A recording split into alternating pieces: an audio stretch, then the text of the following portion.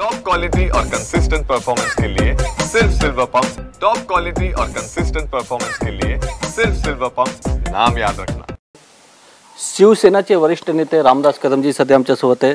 Sir, Uddhav ठाकरेच्या मुलाखतीचे teaser launch झालेलं आहे, तुम्ही टीजर बघितलं, पण तुमच्या नावाच्या पण चर्चा आहेत, काय सांगणार?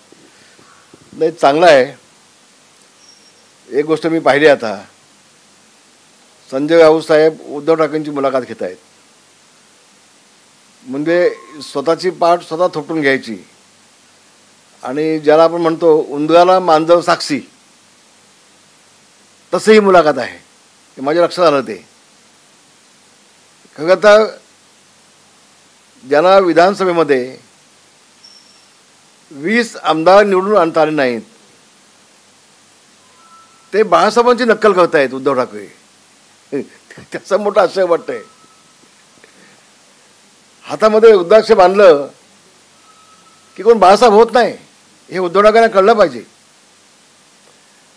आणि त्यांच्या मुलाखतीची मी वाट पाहतोय, त्यांनी काहीतरी बोलावं एकदा माझ्यावरती, मी ती वाट पाहतोय। व्याजासह त्याचं उत्तर त्यांना देईन मी। त्यांनी सांगावं त्यांच्या मुलाखतीमध्ये की शिवसेना प्रमुखांचं मृत्यू झाल्यानंतर शिवाजी पार्कच्या सभेमध्ये रामदास कदमची भाषणं का बंद केली, हे देखील त्यांनी सांगावं। त्यामध्ये शिवसेना प्रमुख गेल्यानंतर रामदास कदमची आसन व्यवस्था दुसऱ्या बघून 5 नंबरवरती का नेली, मला वाटतं हे देखील ते सांगतील। शिवसेना प्रमुख गेल्यानंतर रामदास कदम दिवाकर रावतेचं मंत्रिपद का घालवलं, हे देखील सांगतील। शिवसेना प्रमुख गेल्यानंतर दिवाकर आणि रामदास कदमांचं आमदारकी का घालवली, हे देखील ते सांगतील। विशेषतः नुसतं मंत्रिपद घालवलं नाही, तर नेत्यांना बाहेर काढलं, आणि ज्या अपक्षांचा काही संबंध नाही पक्षाशी, अशा अपक्षांना मंत्रिपद दिलं। मग अगदी घोटाळा काय केला असेल तर मला काय माहिती नाही, नक्की ते महाराष्ट्राला माहिती असेल, पण अपक्षांना मंत्रिपद दिली नेत्याला काढून, हे कदाचित त्यांच्या मुलाखतीमध्ये सांगतील ते। जसं मनोज जोशी साहेबांना लाखो लोकांसमोर शिवाजी पार्कच्या मैदानामधून स्टेजवरनं खाली उतरा लावलं मैदानामध्ये, तसेच सिस्टम माझ्या बाबतीमध्ये लावली होती रंगशहादामध्ये। मला एकनाथ शिंदे साहेबांनी सांगितलं, भाई तुम्ही येऊ नका, माझं ऐका, शपथ त्यांनी घातली महाराजांची। तिथे माझ्या विरोधात घोषणा दिल्या गेल्या, ते कशासाठी होतं नेमकं, नेत्यांचं खच्चीकरण अशा पद्धतीनं कशासाठी, मला वाटतं कदाचित तेही त्या मुलाखतीमध्ये सांगतील, असा माझा अंदाज आहे। आणि हे पण सांगतील, ज्यावेळेला नागर गाणे गेले त्यावेळेला रामदास कदमला उद्धवजी गाडीमध्ये त्यांच्या पुढं बसवल्याशिवाय 1 वर्ष मातोश्रीतनं बाहेर पडत नव्हते, ते रामदास कदमला घेतल्याशिवाय का बाहेर पडत नव्हते, कदाचित ते पण सांगतील। अनेक गोष्टी आहेत, मी वाट पाहतोय त्यांच्या मुलाखतीची। त्यांना खूप शुभेच्छा, पण एवढंच सांगतोय, जो माणूस बाळासाहेबांचे विचार पायदळी तोडून काँग्रेससमोर जातोय, त्यांना आता बाळासाहेबांचं नाव घेण्याचा नैतिक अधिकार नाही।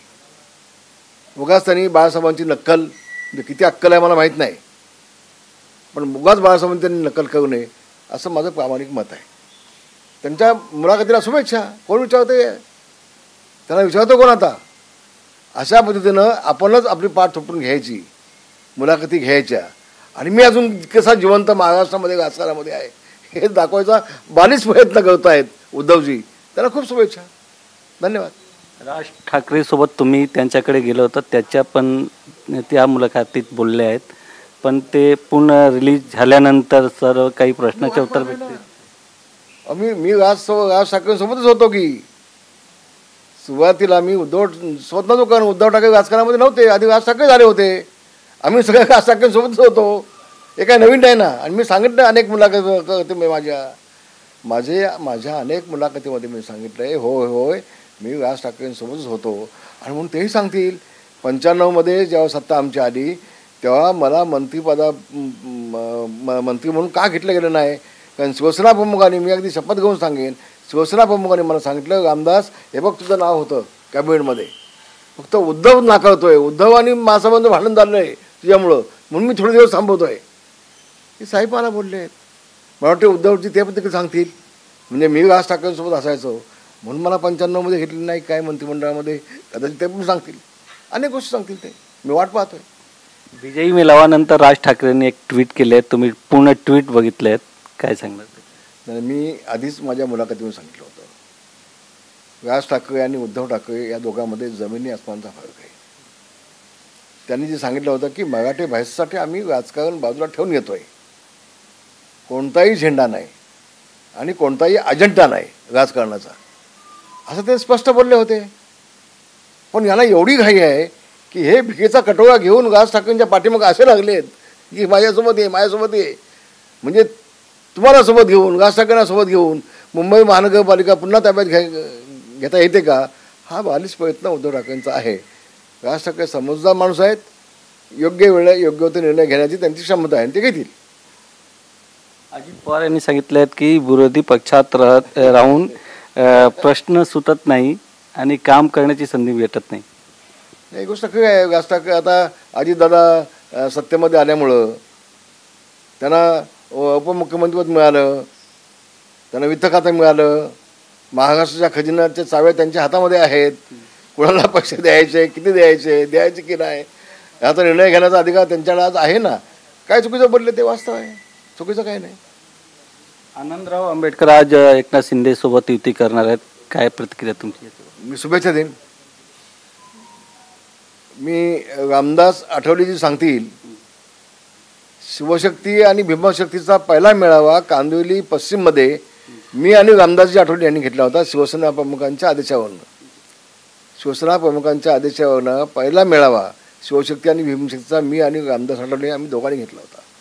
आज त्याची आनंदरावजी सोबत येत असतील, खूप आनंद आहे, मला आनंद होईल.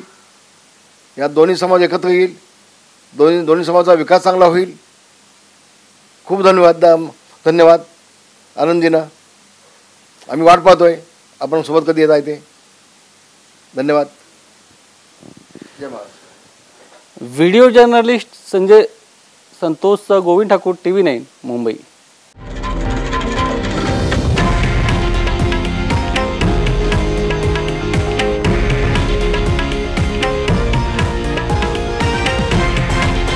हे आहे देशातील नंबर 1 न्यूज नेटवर्क आणि आपण पाहत आहात TV9 मराठी, एकमेव.